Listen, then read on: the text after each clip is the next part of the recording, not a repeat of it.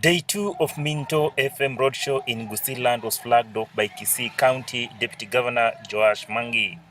You are informative, you are educating and entertaining the public and also the Kisii community at large, and we commend you for that.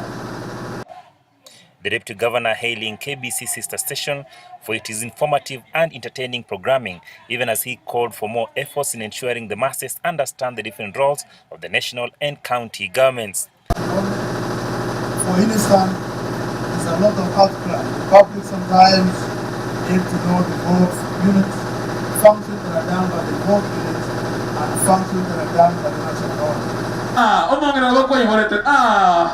Hundreds of its enthusiasts turning out in their numbers for a rare opportunity to mingle and interact with their favorite presenters. The Minto FM caravan made stopovers at Keroka, Masimba, Nyanguso, Nyacheki, Magunga, and Magena, among others.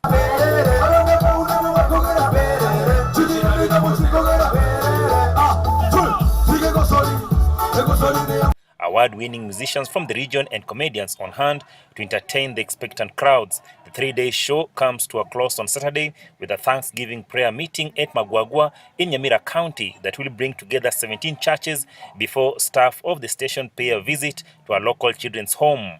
Achola Simon for Channel One News from Kisii County.